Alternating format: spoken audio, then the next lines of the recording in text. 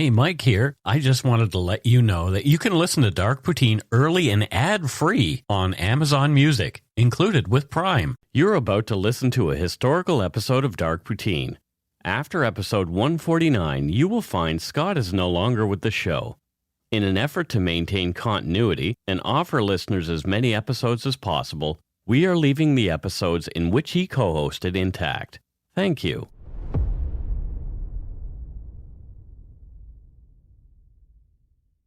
I got a new pair of headphones. What? Yeah, and we got them from a sponsor. Oh, what's the sponsor? Studio, and they make headphones in Sweden. Oh, well. And Studio, actually, I do believe it's on one of the little cards they sent, comes from the Phil Collins song. I was thinking that's where it was from, which beautiful song. Yeah, so these headphones are great. I got the Regent over-ear ones, and they're Bluetooth, and I kind of poo-pooed Bluetooth a bit before, and I was concerned that they wouldn't sound great, but they do. Oh, sweet. Yeah, and they have 24 plus hours of active battery life and like 20 days of standby. Oh, wow. I've been using them for a week, and I haven't had to charge them. Wow. Yeah, it's pretty fantastic. You don't have to use Bluetooth, though. You can use an auxiliary cord that came with them, and they even have like caps that you can remove and put your own custom caps on the sides to make it look cooler. Yeah, that's really cool. Yeah, they're great, and the design is nice, and they're lightweight, fit right in my pocket of my parka. You have a parka? Yeah, because it's winter. Okay, well, no. Well, not really anymore. There's cherry blossoms on the trees. But if you want a pair of Studio headphones for yourself, go to studio.com, use your discount code, which is Dark Poutine, all one word, and it will give you 15% off any purchase. I'm just going to take the ones they gave you because they look sexy. I might just allow you to borrow them. And they're already in my pocket. Fantastic. Yep. Welcome to Dark Poutine. My name is Mike Brown, creator and host. With me, as usual, is my good friend and co-host, Scott Hemingway. Well, hi, everybody. Yeah. We're sitting here recording on a Sunday, and we're going to quickly edit after we record because... Sunday morning, Sunday morning. Scott is out of bed on a Sunday morning. So yeah. I thank you, Scott. I had a little freak out yesterday, and because our audio didn't turn out for this episode, so we have to re-record it. Yeah, it happens, and I'm somewhat awake in here. Scott is somewhat awake in here. If you hear this, that means that Scott has fallen asleep. If you hear Mike ask me questions and there's no reply, I'm asleep. Scott's asleep. Yeah. So let's get to it. Dark Poutine is not for the faint of heart or squeamish, as our content contains mature themes, harsh language, and graphic descriptions of violent crimes. Listener discretion, I almost said viewer discretion, is strongly advised. Wow. You can view this podcast, I guess, on YouTube. Just look at photos of us while listening. I guess so. That's it. It's not interesting. Oh, yeah. We're not experts on any of the topics we present, nor are we professional journalists. We're just two regular Canadians who are interested in the dark side of Canada and Canadian history. So put on your toque, grab yourself a double-double and an Nanaimo bar. It's time to scarf down some dark poutine.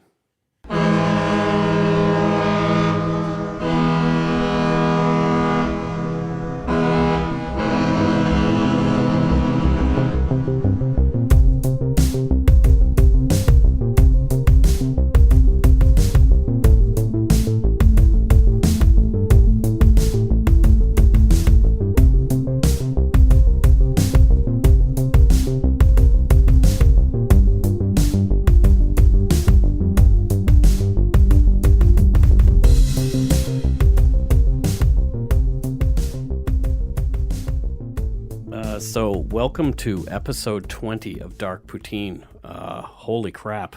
This one has been a little while to get out of the gate, but we're working on it. I've been coughing like crazy. For right now, I'm going to put a Halls back into my mouth and Scott is going to tell us a story. Yeah, so speaking of Halls and Cough sore drops. throats and cough drops and stuff, there's a music industry story about Shania Twain and cough drops.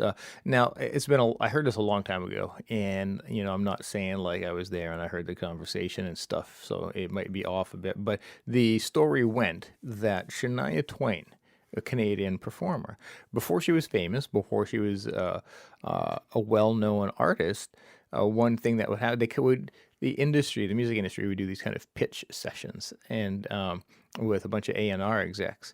And what would happen was, I think it was somewhere in Vegas, they would have like a show where new artists would get up and perform a few songs. Think about it kind of like American Idol. And these A&R and label executives would hear the performer, and then they could kind of be like, oh, interesting, let's look into maybe signing this person or working with the person. So Shania Twain, it was her turn to get up on stage and perform in front of all of these execs. And again, keep in mind, at that time, unknown artist, not the big famous Shania Twain we know now. And she had a cold. She'd been battling a cold. Her throat was a bit sore. So she gets on stage and announces to the people in there. Now, so for those Americans or global people, there is a Canadian cough drop called A Fisherman's Friend. Yep, Fisherman's Friend is the name of that's the name of the cough drop. Yes. And so Shania Twain gets on stage, and she says to the execs and everybody, "Hey guys." So I just want to make sure, I just want to let you know, I have a bit of a sore throat, so I've been backstage sucking on a fisherman's friend, and hopefully that's going to help me take care of the throat issues, and then performs her song. Needless to say, it certainly garnered a lot of attention from the executives there, the executives who were there, watching and listening. So it was always a kind of one of those behind the scenes funny little anecdotes and stories. So it's can you imagine, like, you mean anecdote? Anecdote, yes, or an antidote. It's my job to correct you. She cured poisoning. Sure. She cured poisoning. Sure she did. Yeah, she's like that. But yeah, and it was just like one of those funny stories of Shania Twain's sucking on a fisherman's friend. Because to us, it's like we get what that is. And so you can say that and be like, okay, I get it. Before we get into the episode, I have another really quick Shania Twain story. My buddy Paul, who's a radio guy, he liked to call Carol up and say rude things to her before she would pass me the phone. One of the things he used to like was that Shania Twain song, I Feel Like a Woman. Oh, yes. And in the song, there's a lyric where she says, color my hair. Okay. And he would say, it sounds like she's telling her man to do something else in her hair. Oh, I can, yeah. Yeah, so if you listen to it, yeah, you're going to hear. Yeah, now I will. Thankfully, I don't listen to her music very often. No, I don't. I try not to. But if it ever pops in the radio. Sure. Something in her hair. In this episode, we're talking about a cold case. We've only done the one other, and that's the Babes in the Woods in Stanley Park in episode 13. We'd like to tackle some more cold cases, but I get afraid I'll get stumped for information. One of our listeners, Erica, is looking into an old case for us that there's not a lot of information on, that she's going to share some of what she learned at the Vancouver Police Museum. Oh, sweet. Yeah. That's really awesome of her. Thank you, Erica. Hopefully we can create an episode out of that, because that story is pretty fantastic. I don't want to spoil it right now, but let me tell you, it's one that nobody else has done, and that's kind of what we're trying to do. Even though some other people have done this particular one, I feel this needs to be told because I have those, again, personal connections to this story.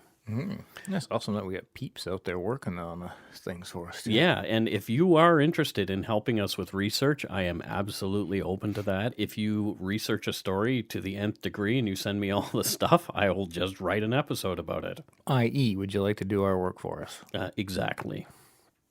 It only takes me about 3 days to 3 full work days to research an episode, and then another full work day to write. So, yes, me as well. You're so full of shit. Anyway, I appreciate you, brother. Yeah, I appreciate you as well. Oh, aren't we cute?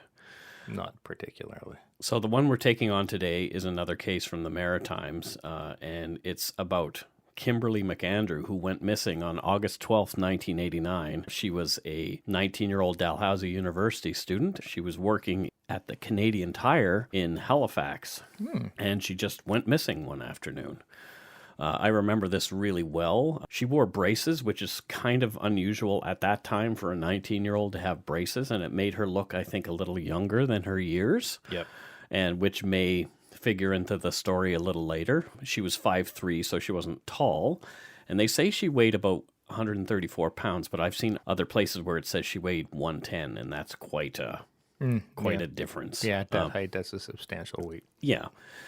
She had brown shoulder-length hair with bangs and blue eyes. She was the typical girl next door. She was described as somewhat shy, friendly, and a sweet person. Kimberly came from a nice middle-class family in Parsboro. Do you know where Parsboro is, Scott? Oh, totally don't.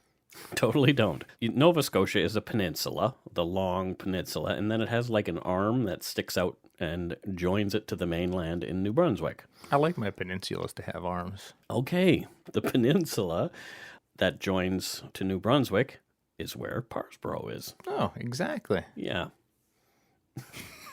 You son of a gun. It's a town of about 1,200 people, so not big at all, and it's in Cumberland County, Nova Scotia, just over the New Brunswick border. And speaking of funny Nova Scotian names, Carol reminded me of one that I did not say on our funny episode. Do tell. On our funny names episode. It's Shubenacadie. Wow. Yeah. So there's a wildlife farm in Shubenacadie, Nova Scotia. Wow. Shubenacadie. Shubenacadie. And so Shubenacadie Sam is an actual groundhog that comes out on Groundhog Day to tell us whether there's going to be more winter. Shubenacadie. Shubenacadie. You are saying it correctly. Yeah. But one of our very, very dear friends and a listener, Malcolm, is from Shubenacadie. Wow. He's a Shuby boy. Wow, Malcolm. Yes. Way to Shubenacadie. Yes, exactly. Do you know the way to Shubenacadie? It doesn't quite flow, does it? No, it flows wonderfully. Back to Kimberly McAndrew. She was well liked. She had no known enemies, and her dad was an RCMP officer, so she came from a good home. Yeah. I remember when she vanished, it was big news, and as we were in the same age group, she was just a little less than a year younger than I am. I found it extremely creepy that someone her age would just vanish. Mm-hmm.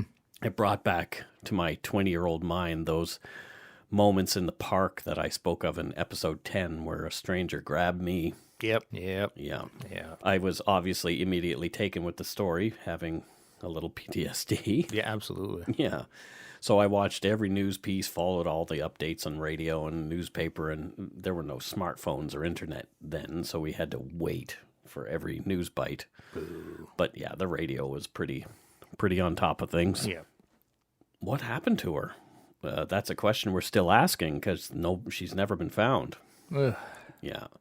Can you imagine, like, not only does your kid go missing, here we are more than 25 years later, and she's still not around. You know, we're almost 30 years. Yeah. No, I can't imagine. I don't want to because... No, absolutely. You know, yeah. Well, I'm not asking you to imagine that. Good. Don't. Because it's a horrific thing. Yeah, Mike, stop asking me. Oh my God, I'm a mean guy. Totally. So there are lots of theories that we'll get into, but nothing is really concrete. Kimberly lived in Halifax off Quinpool Road. Lots of university students in Dal and St. Mary's. She went to Dal. Mm-hmm. I went to St. Mary's. They're kind of like rival schools. St. Mary's is better for football. Everybody. Wow. Wow. Well, you went there. The Huskies. Whoa. Go Huskies. Boo. Both the universities are in downtown Halifax. It's great. It's a great university town. There's lots of apartment buildings and stately Victorian homes that have been divided into apartments and lots of places for students to board. But Kimberly lived in the neighborhood in an apartment with her older sister. I remember Quinpool Road really well. It was a main artery of Halifax that was always hopping. There's the Boy Scout outlet where you go to get your Boy Scout book for the year, or your new uniform when you upgraded from Cubs to Boy Scouts. Sure, I have no idea. Did you not do that? I didn't do a lot of things. Kate, My mom? your mom, Yeah. she didn't force you into Cubs or any of that kind of stuff? No, man, my parents were hippies. Yeah, Well, I'm she like, actually seems pretty cool. Yeah, no, my parents were very, very, She very cool. messages me on Twitter. I know.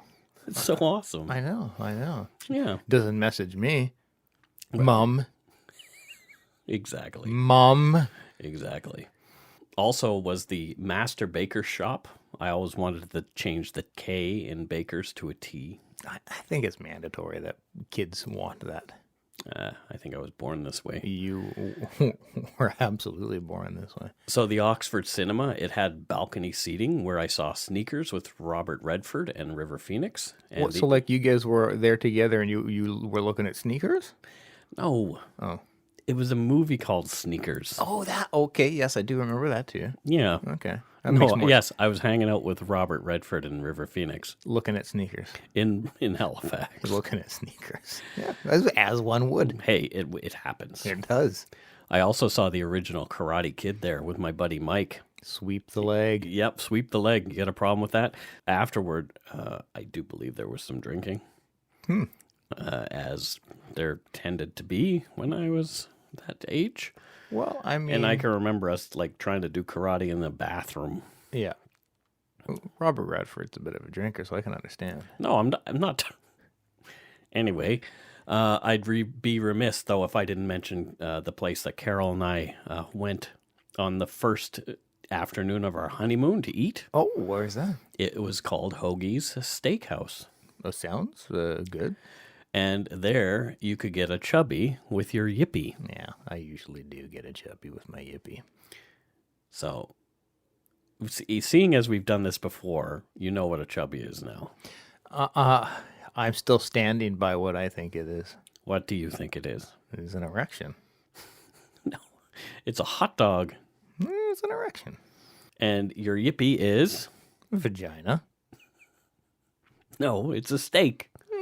So you can get a hot dog with your steak. So it's kind of great, actually, like a barbecued hot dog with your amazing T-bone. Erection and vagina. Scott. It's just science, man. I'm hoping that there are no parents driving along listening to this podcast now that have to explain the birds and the bees to their children. I wasn't rude. I said the technical names of said things. I didn't say boner and hoo-hoo. Rock and roll, coochie coo. Exactly. Okay. Another business we also passed heading deeper into the city was the Canadian Tire at 6203 Quinpool Road. It's still there today, and that is where Kimberly McAndrew worked as a cashier and where she was last seen. Business was slow on that humid Saturday afternoon. Kimberly's supervisor told her that she could leave early. She was probably chomping at the bit. It was her boyfriend's birthday, and they were going to a bit of a party afterward.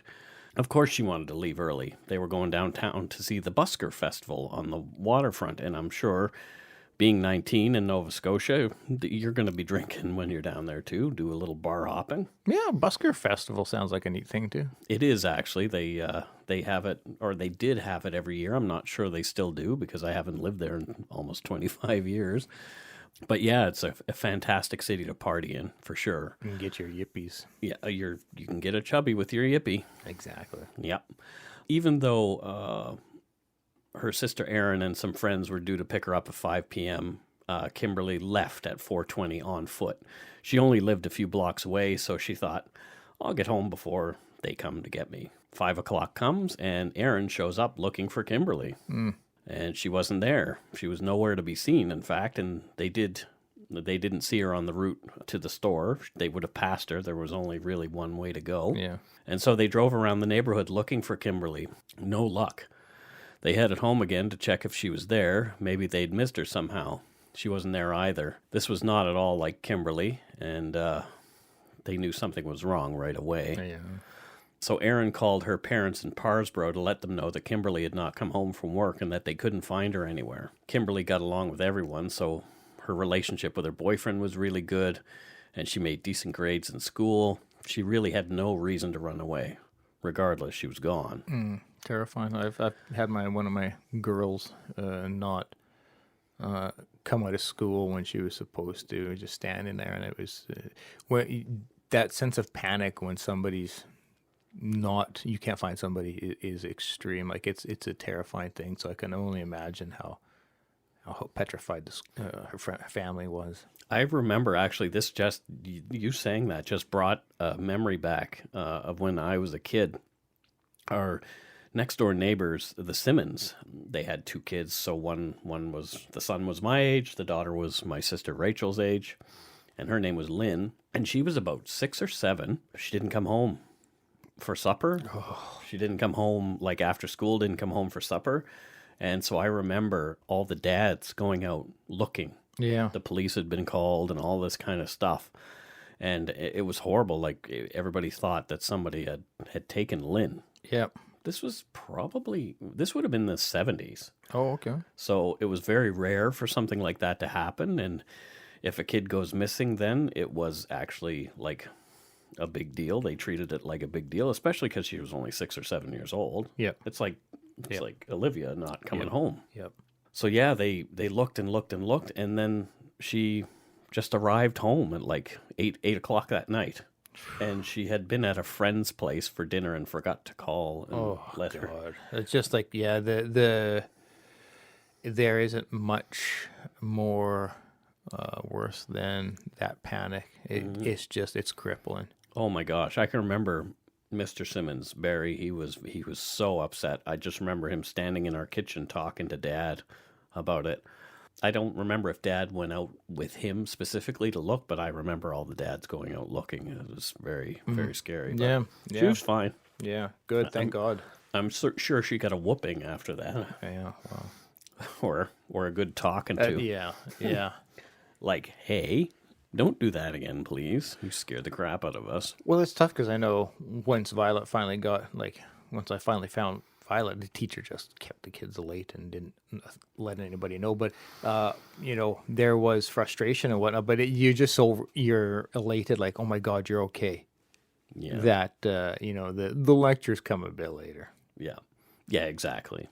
Everybody knew that it was very unusual for Kimberly to be disappearing like this. Mm-hmm. And her sister Megan said years later in a CBC interview, I used to make fun of her because she wouldn't walk downtown to Parsboro alone, and she'd make her go with her to buy a Diet Coke. And that's not the personality of somebody who's just gone off.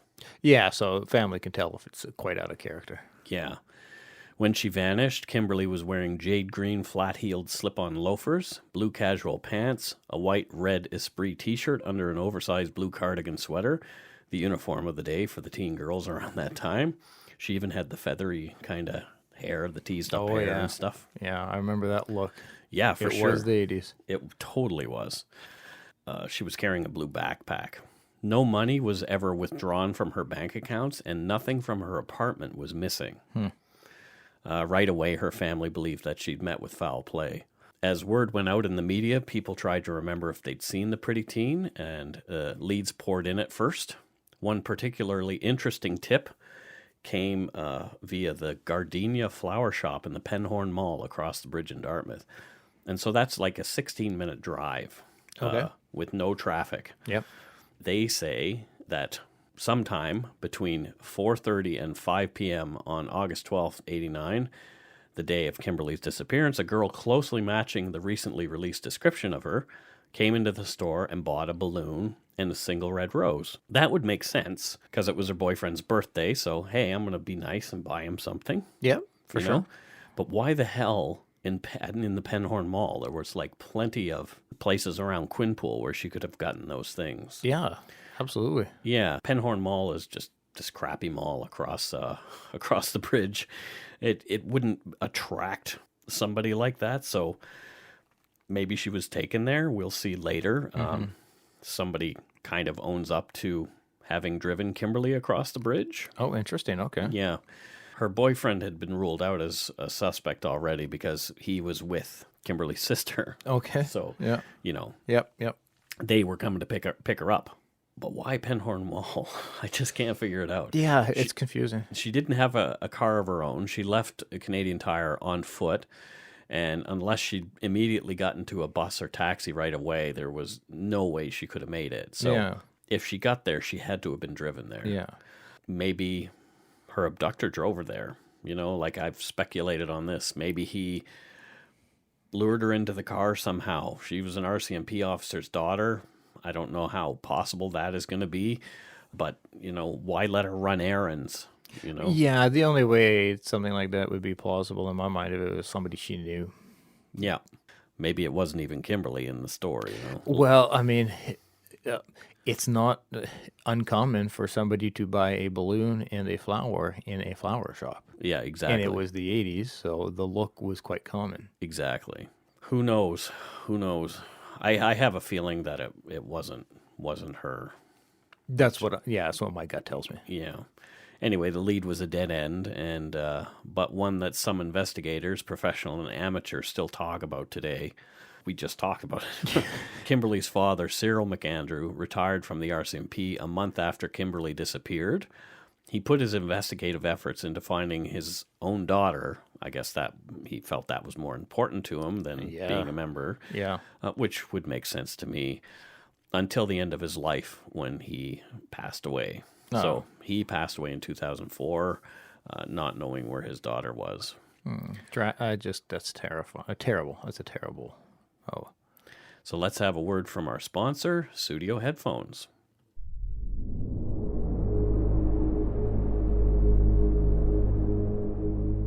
At the top of the show, I told you about my new Regent on-ear headphones. They're sent to us from this week's sponsor, Studio Headphones from Sweden. The Regent is Studio's premium on-ear model, with impeccable clarity in the instrumental tones and well-balanced sound.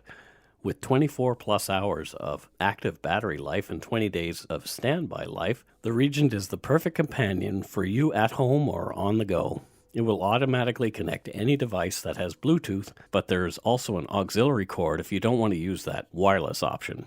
You can also personalize your Regent headphones with interchangeable caps such as white or black marble designs. The combination of high-polished metal and matte surfaces embodies the vision of Scandinavian design. I'm using mine to listen to music and podcasts on my commute. I love the compact size, sturdy but elegant design, ease of use, and the fact that I can leave my phone in my pocket. If you want a pair of Studio headphones for yourself, go to studio.com and use our discount code DARKPOUTINE, all one word, DARKPOUTINE, which will give you 15% off any purchase. Now back to the show.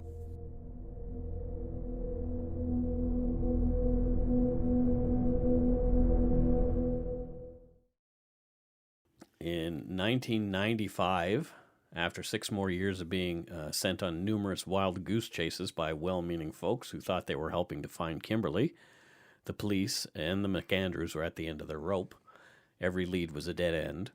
They'd come to believe that Kimberly had not ever left the Canadian Tire parking lot on her own. Mm-hmm. They thought that she'd been abducted right there. Makes most sense. Yeah. The Halifax Regional Police reached out to well-known psychic investigator Noreen Renier to assist. She had even worked with the famed FBI profiler Robert Ressler. He's the man who termed the word serial killer, and she came highly recommended by him. Cool. Yeah, Renier would receive a personal item from a victim so she could connect to them through what's called psychometry. Okay. So kind of like the hair that the person used on the dowsing rod to find Mindy Tran, which actually did happen. Yep. So we talked about psychics before. Scott has some very strong opinions on psychics. Yeah, quacks. Okay, that's... If you're looking for a smoking gun, I can absolutely guarantee you will not find it. In October 2001, a series of letters filled with a deadly powder called anthrax were dropped into the U.S. mail system. What started as an unprecedented case turned into an unsettling mystery. Who sent these deadly letters, and why? From Campside Media and Sony Music Entertainment, I'm Josh Dean, and this is Cover Up Season 4, The Anthrax Threat. Available now. Pretty strong. Renier spent 3 phone sessions with investigators and the McAndrew family, all of which are available to listen to in their entirety online. We'll link to them in our show notes. We've listened to all of them, and they're fairly confusing and dry overall, but there's some interesting moments. In the first session, desperate for some connection, Kimberly's mother asks whether the person who took Kimberly had any personal belongings of hers. The answer's odd and rambling at first, but when it comes, it's chilling. So here it is. Well, I think her mom would like to ask you a question, okay? Okay, sure. Could I ask you, or could I ask Kimberly? Well, first we got to get Kimberly in, okay? But let me just hear you speak for a few moments. This is just Noreen, but let me hear your voice. I wanted to ask if the person who took Kimberly from Canadian Tire, if he would have any of her possessions now with him. There would be either a very close relationship or a blood relationship or something that they lived very close, or I just feel close. And I really don't know if the blood matches or not, but I see blood. What was the question? I'm sorry, I lost it. Say it again. I wanted to know if the person who took Kimberly from Canadian Tire store would have any of her... Oh, yes. She had this very, I don't know if it was a very thin, something very thin. I feel something very thin.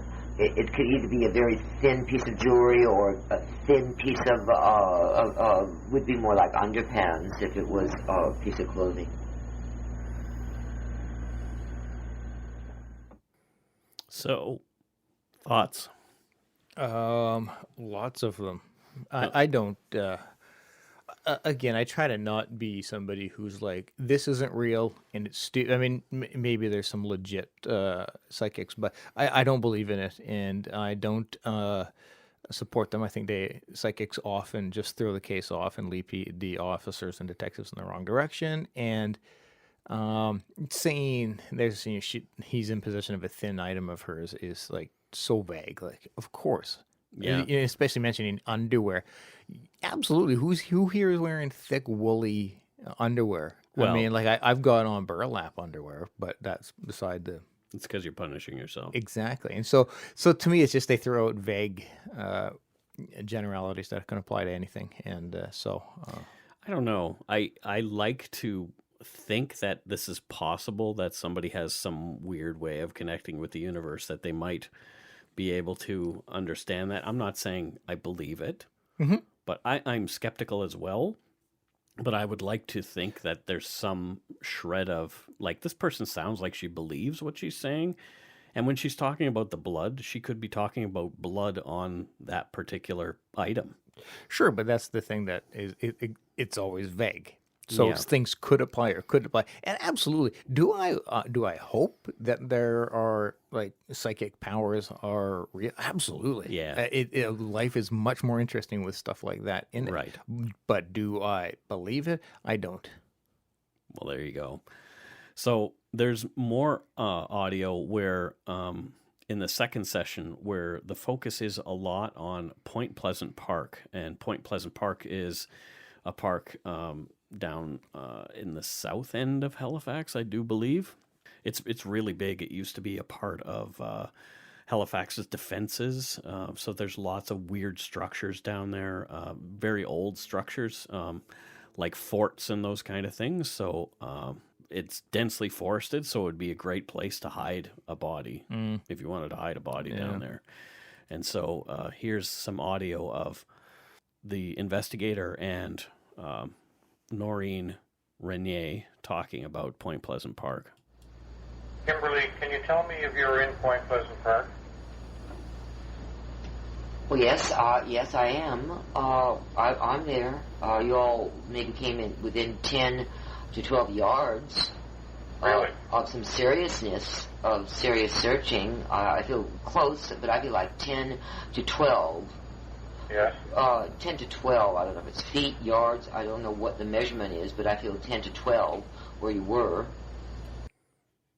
So she's claiming, she's speaking as Kimberly. I guess she's channeling Kimberly somehow. Yeah. Yeah. And she's saying they came close in their search. They were searching a well in Point Pleasant Park. But he intended 12 feet, kilometers, Yeah. miles, continents, because there's 12 of them now. What? Okay, I'm befuddled. Yeah, you should be. Behooved? Oh, God, we don't need to get into that. Yeah, okay. I did correct you. Yeah, that doesn't mean I'm going to change my... Okay, you keep using that incorrectly. It's fine. I will. So between the tapes 2 and 3, police speak with an unnamed suspect that they refer to in tape 3, which is interesting. He claims to, with 2 other people, to have picked Kimberly up just outside of Canadian Tire, taken her into Dartmouth, murdered her, and brought her body back to Halifax to dispose of it. Okay. Yeah. Right. So here's the audio of police explaining what the psychic actually got right in comparison to the story that they were being told by this suspect. It's just that where he claimed to pick her up was very close to what you were saying, and then when you claim to see a bridge with the alphabet or letters, the first thing you see is HDBC, which is Halifax Dartmouth Bridge Commission. Oh, okay. So what is, all right, tell me, what is the story? Go ahead, what is the story? Now you got me curious. What is the story? The reason I'm saying it is because you were very accurate in the very first session. I mean, you said a short distance from the store she scooped up, which is the first intersection, and he claims that's true. That's I mean, he's telling us this. He didn't know what you had said. Oh, now he's saying that, and he's with somebody? With 2 people, yeah. Okay. So it's more than, so there's 3 of them and they pick her up. Yeah, that's right, which is the first intersection, as you say, after she leaves the store. Mm. And then they go across this bridge, which is HDBC, Halifax Dartmouth Bridge Commission. And the actually name of it is Angus L. MacDonald Bridge. They go to Dartmouth, not too far after the bridge, where they cross the bridge. And then supposedly that's where she's murdered. And then they come back across the bridge to Halifax, and then the park we ended up in, a lot of things you saw in our last session are very close, you know. So there you go. Yeah, some interesting stuff in there. Mm-hmm. I'd love to know more about this. I presume this is the same suspect mentioned in an article I was reading on cellardoor.net, speculating whether a serial killer stalked Halifax in the 80s and 90s, and this has some more information about this person. So there were also reports of another unnamed suspect of high interest in Kimberly's case. The man is said to be a Halifax resident who was allegedly obsessed with her. This individual worked in the Quinpool Road area near the Canadian Tire, and it was confirmed that he had been in contact with Kimberly on the day of her abduction. Okay. The man indicated to police that he might know the location of Kimberly's body. According to the Chronicle Herald, we used to call it the Chronically Horrid newspaper, a search warrant of his home uncovered numerous photos of Kimberly and newspaper clippings pertaining to her case. A handwritten book dedicated to her and a blue knapsack that had resembled the one that she was carrying when she was last seen. Wow, okay.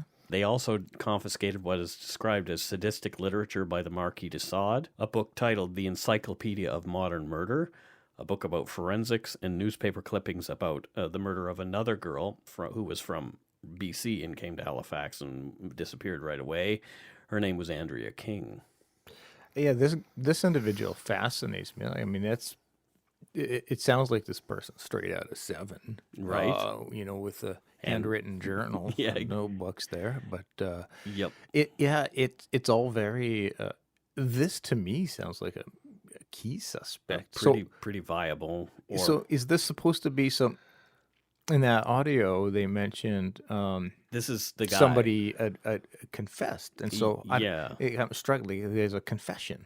Like, right. How is it not? Well, it led to a search where he says that he left her, but there was nothing there in this well in Point Pleasant Park. Okay, so they were able to find out that the stuff he had mentioned wasn't accurate. Yeah, so he might have been, obsessed with Kimberly to the point of it being an unhealthy obsession, and he looked like he was obsessed with her death as well. Yeah. So, or disappearance, assumed death. She may still be alive somewhere, for all we know. We hope. but I doubt that. Yes. There's some more doubt later on as we go. Yeah. Because some suspects, some actual real suspects start to crop up. The Andrea King case we mentioned here is as yet another unsolved murder in the Halifax area, and we'll talk about that as we go. Interestingly, the investigator later said that he felt he had trusted the wrong person. And I'm not sure if he meant the suspect or the psychic. Yeah. Interesting. Yeah. Yeah. It's hard to say which one he's referring to. Over the years, there have been many leads and many suspects, but no sign of Kimberly. Serial killer Michael Wayne McRae, who committed some of his at least 7 and as many 18 or more murders, some were in Nova Scotia, and he said Kimberly's name sounded familiar, but that's pretty much as far as it went with him. Do you know anything about that guy? Not really. Interesting, right? Yeah. So there's so many Canadian serial killers that there's practically nothing about. Yeah. Yeah, I'm pretty fascinated. I've found a whole bunch more. Another good suspect, and this is the one that I kind of really like. His name was Andrew Paul Johnson. And Andrew Paul Johnson, he was ultimately arrested here in British Columbia in 1997. So on October 6, 97, someone was trying to abduct kids right off the streets in Nanaimo, BC, on Vancouver Island. And Nanaimo, yes, Nanaimo bars. Nanaimo. It is the origin of them. Yeah. Anyway, on the afternoon of October 6th, 12-year-old girl was walking along the street in the afternoon when she came upon a man stopped in his vehicle. He identified himself through the window of his car as a police officer. He showed her a badge, and he said that there'd been a robbery, and she, the 12-year-old girl, had been identified. Oh, okay. Yeah, because we all know 12-year-old girls are big into robbery. Oh, huge. What else are they going to do? Yeah. He directed her to get into his car. The girl refused. The respondent then asked the girl to provide her name and telephone number, which she did, and then he drove away. How creepy. Right? I can't stand this stories like that. A few hours later, around 5:30 or 6 on the same day, another 12-year-old girl was outside her home. A man pulled up and asked her to come to his car. He claimed he was a police officer, showed her a badge and a wallet. He asked the girl's name and birth date. He told her that robberies had occurred in the neighborhood and asked if she knew anything about them. And he wanted her to take a lie detector test because, again, she had been identified as a suspect. Mm-hmm. He asked her twice to get into the car so we can talk, quote. The girl refused and said she would go get her mother, at which point the man said, no, that's okay, and drove off. Well, the thing I like about those two stories is we're led to, we all have the impression that kids just get into cars all the time. And so having two just be like, nope, I'm good, is encouraging. Yes. Well, I guess third time's a charm for this guy. Oh, fuck. The next victim that day was 20 years old, but she was intellectually challenged. Not my wording. This is the wording in the court documents that I read. Mm-hmm. So she looked a lot younger than her 20 years. She was riding her bicycle when the same man pulled up, showed a badge, and identified himself as a police officer, again directing her to get into the car. Mm. And although she had second thoughts, she got into the back seat. The man said that he was going to take her to the forest. Of course. Yeah. While driving the young woman, she became upset and asked to be taken back to her bicycle, but the man refused, so obviously more upset. He drove her around the roads on the outskirts of Nanaimo drinking beer.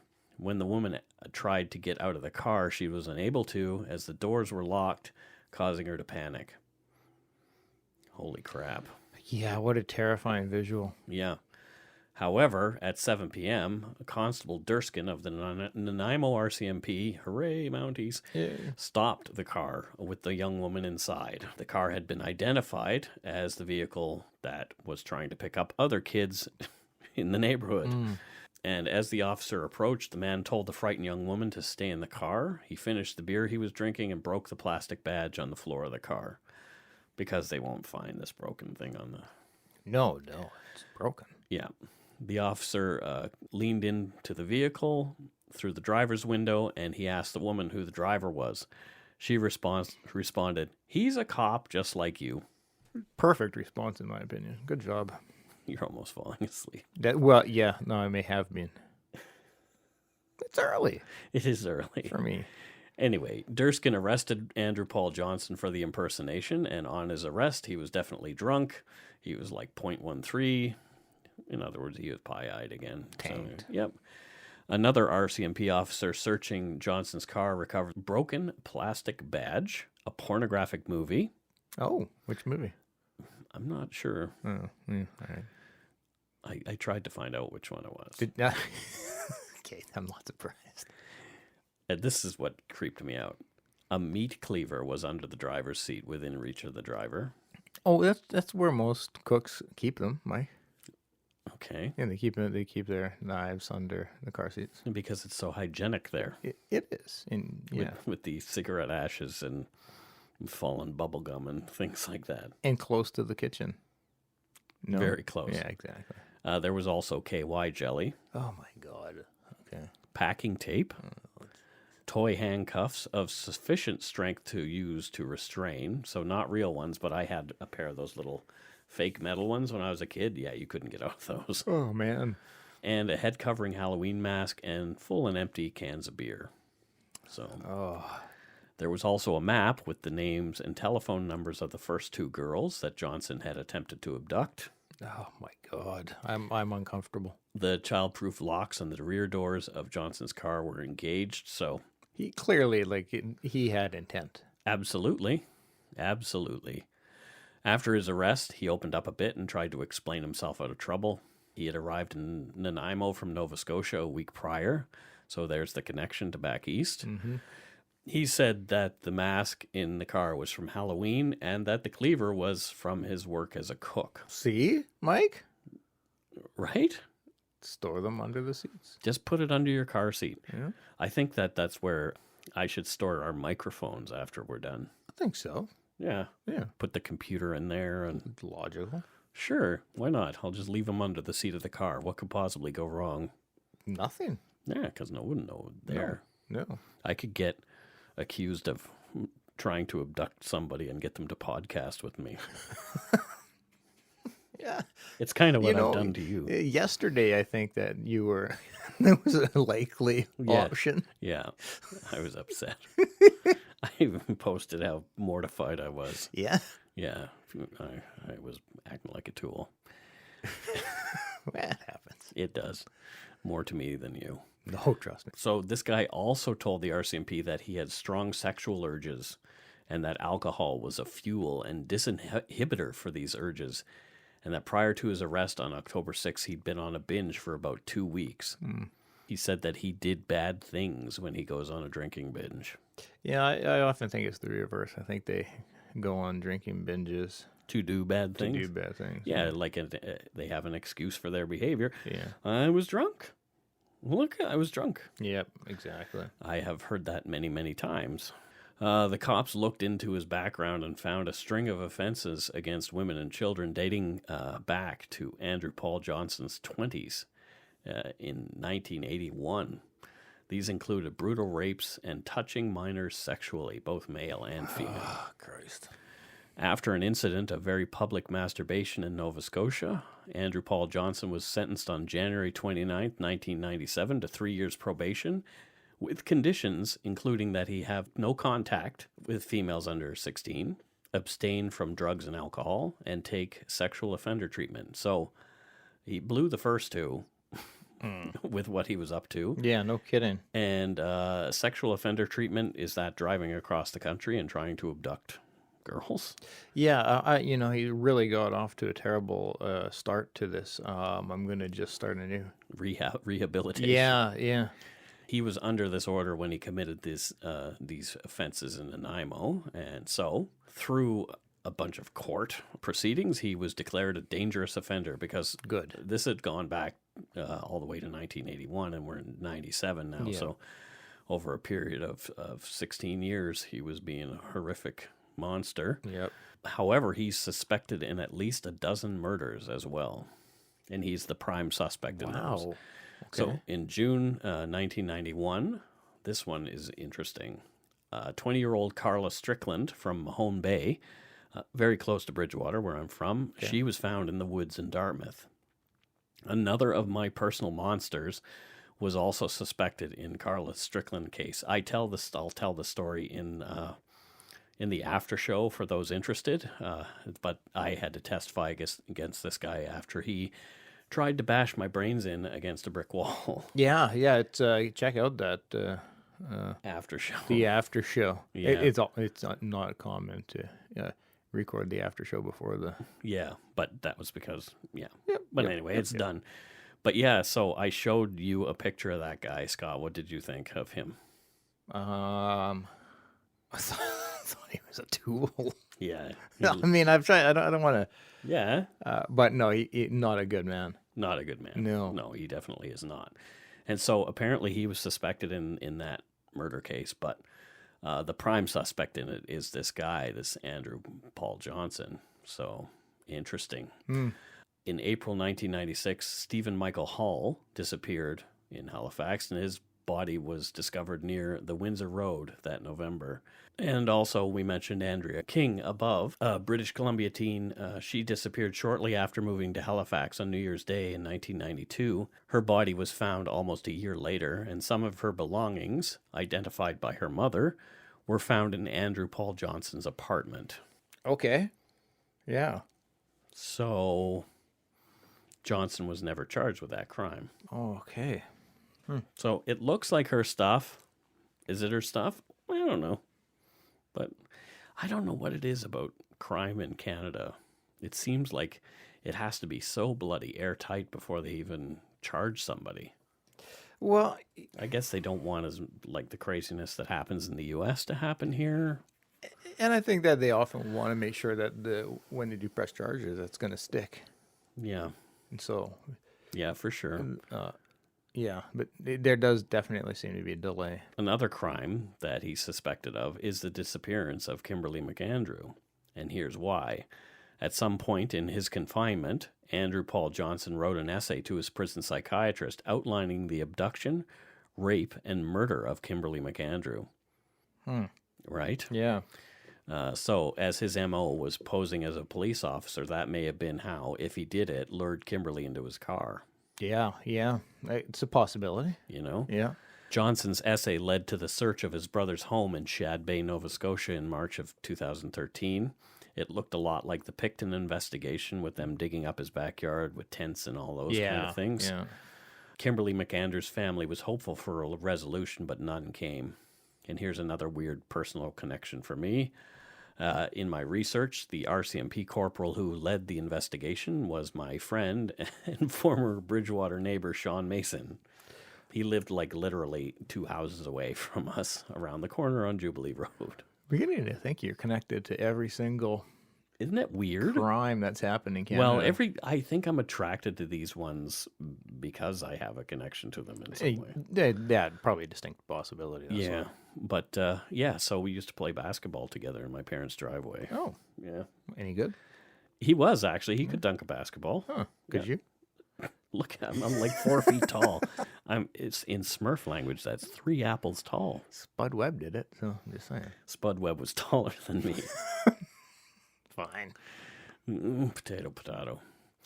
So, as psychiatrists don't believe Johnson cares about right and wrong, he may have been lying to police just to mess with them in his confession. They didn't find anything at his brother's place.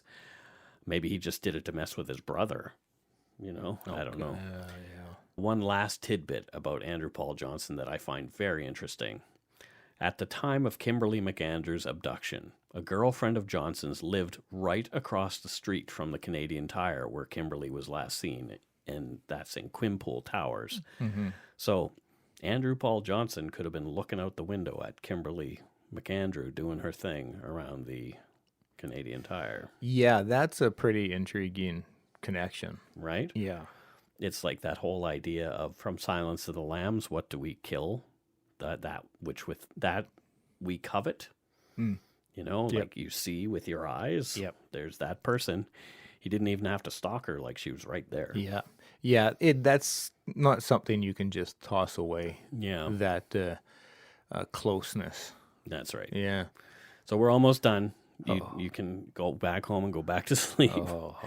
So, And I will. in a recent Chronicle Herald, or Chronically Horrid, or Comically Horrid, anyway, Kimberly's sister Megan said, "My mom still thinks about Kim every day, like the rest of us do. It's not a pain that lessens." Yeah, that's it. I couldn't imagine living with that your whole existence. That poor family, the poor girl. Yeah. If you have any information on this case, it's still an open case. Please contact any of the following: Halifax Regional Police at 902-490-5333 and reference case number 2006-99031.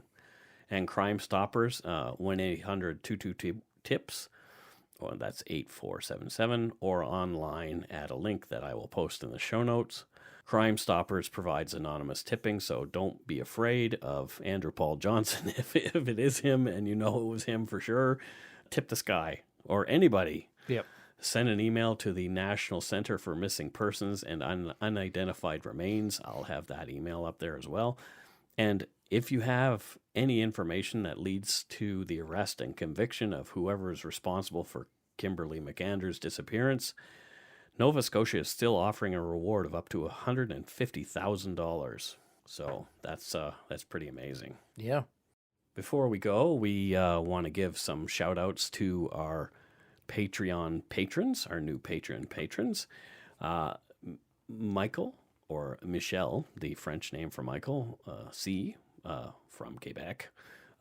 He pledged to us, as well Tor from California. Thanks, Tor and Michelle. Yep. And Gretchen P, thank you very much.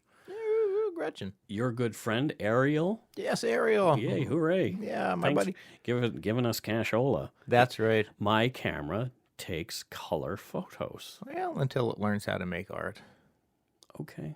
Yeah. Molly S, thank you. Catherine S, also pledged. Thank you very much. Thanks, Molly and Catherine. Thank you. And the biggest surprise, actually, this came this morning. There is another podcaster named Mike Brown. And you guys will have to fight to the death. No. Oh. We are twinsies. Oh. I really love his podcast, and it's called Pleasing Terrors. Mike has an amazing voice. He's the Mike Brown with the good voice. He's got a great voice, Mike. But if you listen to his podcast, he'll pull you in. He's one of those storytellers who just sucks you right in, and oh, that's awesome. Yeah. You really, really, really appreciate his pledge because he came in at our Blue Noser level, and so he's dropping a dime on us, I guess. Woot. So thank you, Mike Brown. I'm comfortable saying your last name because I have the same last name, except he doesn't have an E. So we're almost. So which is the real one then? E or no E? Well. Thanks, Mike. Thanks, Mike. Yeah, so if you'd like to pledge, you can donate to us at patreon.com/darkpoutine or send us some donut money via PayPal or at our email, darkpoutinepodcast@gmail.com. Check out our website, www.darkpoutine.com, for show notes and other cool stuff. Follow us on Facebook, Twitter, and Instagram, and just search for Dark Poutine and tell your friends about us. Our closed Facebook group, The Yumber Yard, is active. Lots of irreverent things happening in there. So if you're a very sensitive person, I wouldn't perhaps maybe come in there. There's something for everybody. There's something for everybody, but please, come check it out. Come check it out. Don't be offended by things. It's a great place, and I apologize to all of our active members in there and listeners that I haven't been as active as I'd like to be, but it's been a very hectic couple of weeks with father-in-law in and out of the hospital, photo projects and stuff like that. So I plan to get and being Mr. Mom. And being Mr. Mom, yes. I plan to be getting in there more frequently again, but it's just been a hectic couple weeks. And the kids were off, right? They were off on spring break. Yeah. Well, there you go. Yeah. If you want to subscribe to us, please do so. You can find us on iTunes, Google Play, Stitcher, TuneIn, Spotify, or at our host Podbean. iTunes reviews are awesome, except that 4-star one because Oilers fans think I went too hard on their team. I'm very sorry. We beat them the other night anyway, so 3 stars now. 3 stars now. I'm really sorry. I think all Canadian hockey teams are great. I really do. For sure, except for I hate them. Yeah. They're great, but aside from me hating them. And so here's a promo for California Dreaming. I really dig this show, so have a listen. Hi, I'm Roseanne, host of the California Dreaming Podcast, a show that delves into the darker side of the not-so-golden state. Together, we will visit some of the most unhinged and chilling crimes that ever shook California and beyond. Join me as I take you on a journey into a new story each week with a different backdrop from all around California, from the bright lights and glamour of Hollywood to the picturesque and tranquil wine country. No crime, no town, nobody is off limits. Listen to California Dreaming on the Orbital Jigsaw Network or anywhere you listen to podcasts. Yeah, so California Dreaming sounds like fun. It does, yeah. I quite like that. Yeah, I dig the name. Their logo is kind of cool. It has a real California kind of feel to it. Yeah. Yeah. Great voice. So, yeah, exactly. So that's it for this episode. Thank goodness. We don't have... Scott just died. I'm sleeping. He's sleeping. Thanks for letting us fill your ears with some more Dark Poutine. I can't believe we tore off 20 episodes. Don't forget to be a good egg and not a bad apple. 20.5. 20.5. All right. Thanks, folks. Bye-bye. Bye.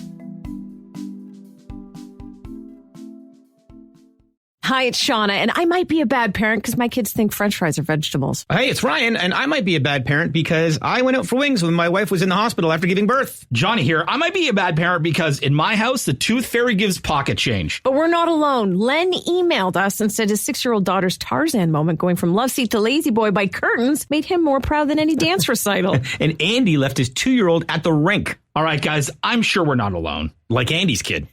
For stories and confessions like this, make sure you check out our podcast. It's called Bad Parents, and it's available wherever you get your podcasts. I left a glove at the rink.